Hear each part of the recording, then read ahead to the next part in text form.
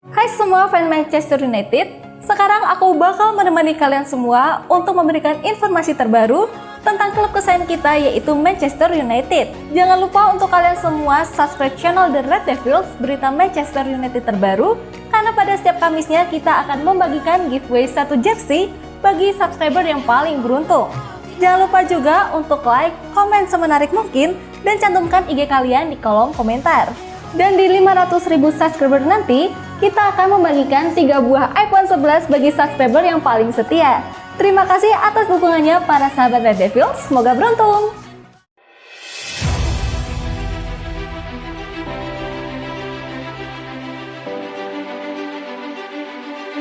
Lisandro Martinez masih menjanjikan. Mantan pemain Manchester United Wes Brown mengagumi kemampuan membangun serangan yang dimiliki Lisandro Martinez. Martinez menunjukkan saat melawan Brighton. Lisandro Martinez mencatatkan debut di Liga Inggris bersama MU dengan kurang mengenakan. Bek asal Argentina ini tampil tak optimal hingga Setan Merah tumbang 1-2 dari Brighton and Hove Albion di Old Trafford Minggu 8 Agustus 2022 malam waktu Indonesia Barat. MU tertinggal 2 gol di babak pertama akibat brace dari Pascal Gross. Selepas jeda, tuan rumah hanya bisa menipiskan gol dari bunuh diri Alexis Mac Allister pada menit ke-68. Martinez tampak kerepotan untuk membendung serangan Brighton. Dikutip dari WhoScored, Martinez hanya membuat 2 tackle dan 1 intercept. Performa Martinez ini jelas jauh di bawah ekspektasi. Pasalnya, Martinez dianggap sebagai salah satu bek dengan kemampuan intercept yang baik meski tak terlalu tinggi. Hal itu pula lah yang membuat MU dalam merogoh kocek 51,63 juta pound untuk menembusnya dari Ajax Amsterdam musim panas ini. Meski demikian, mantan bek Manchester United Wes Brown justru cukup puas dengan penampilan Martinez di laga kontra Brighton. Martinez dianggapnya sudah menunjukkan potensinya sebagai salah satu bek tengah yang punya kemampuan build up yang baik. Bek 24 tahun ini memang cukup nyaman dalam menguasai bola, meski belum memaksimalkan dari aksi bertahan. Ia mencatatkan presentase akurasi umpan yang cukup tinggi, yaitu 94% di laga kontra Brighton. Alasan utama MU butuh striker baru, Martial dianggap kurang andal. Erik ten Hag sedang mencari striker baru untuk Manchester United. Situasinya memang dianggap krusial, apalagi jika melihat indikasi seputar Anthony Martial. Martial absen ketika Man United mengawali Premier League musim ini dengan kekalahan 1-2 di kandang sendiri ketika menjamu Brighton. Saat itu, Christian Eriksen jadi false nine di babak pertama, sebelum Cristiano Ronaldo masuk di babak kedua untuk menempati posisi ujung tombak. Sepanjang musim panas, dengan masa depan Ronaldo terus dispekulasikan, Martial sebenarnya rutin jadi andalan lini depan Manchester United-nya Erik ten Hag. Saat itu, performa penyerang asal Prancis itu pun cukup menjanjikan. Namun, pertanyaan besarnya adalah, apa Martial sungguh bisa diandalkan paling tidak sepanjang musim ini, apalagi jika Ronaldo jadi pergi? Satu hal yang pasti, The Red Devils kini santer dikabarkan mulai kasak-kusuk mencari striker baru. Sehubungan dengan situasi tersebut, legenda Liverpool Graeme Souness dengan tegas menilai Erik ten Hag butuh tambahan di lini depan. Menurut sosok yang kini menjadi pundit itu, Anthony Martial sukar diandalkan secara rutin. Anda ingin bikin dampak instan, tapi bagaimana caranya?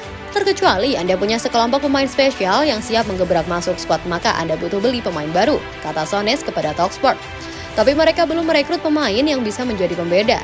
Jadi kini manajer harus memainkan para pemain yang sudah ada dan mesti memilih pemain macam Anthony Martial.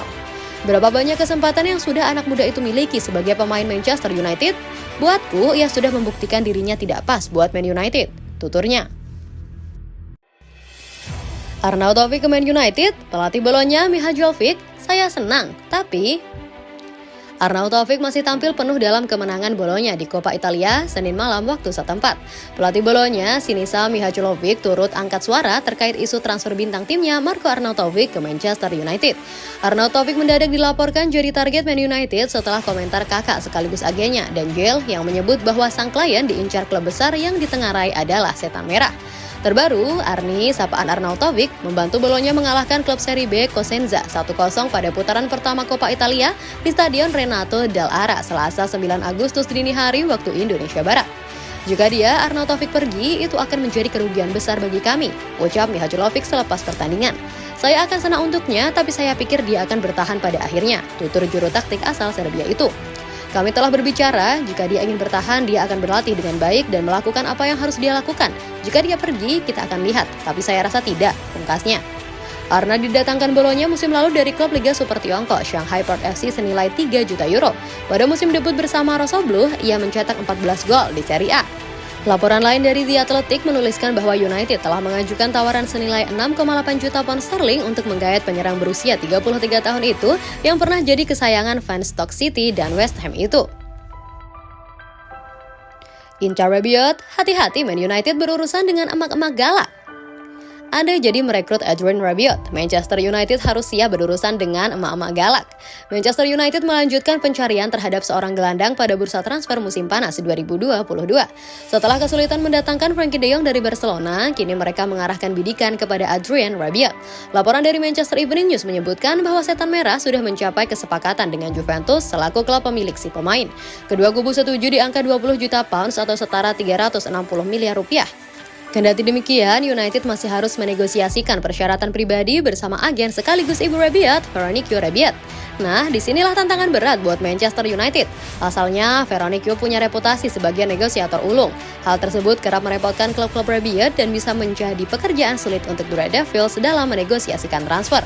Hal lainnya, Veronique dikenal sebagai sosok yang galak. Dia tak segan berkonfrontasi dengan orang lain. Salah satu contoh keganasan Veronique bisa dilihat ketika Perancis disingkirkan Swiss dari babak 6 besar Euro 2020. Pasca pertandingan, Veronique terlibat pertengkaran dengan ibu Kylian Mbappe dan Paul Pogba. Wanita berumur 63 tahun itu menyemprot keluarga Pogba setelah bertanya kenapa sang gelandang bisa kehilangan bola yang berujung gol penyeimbang Swiss.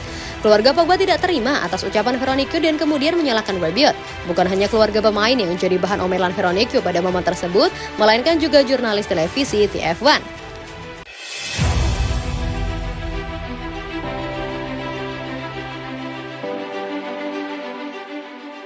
Jangan lupa juga untuk like, komen semenarik mungkin, dan cantumkan IG kalian di kolom komentar.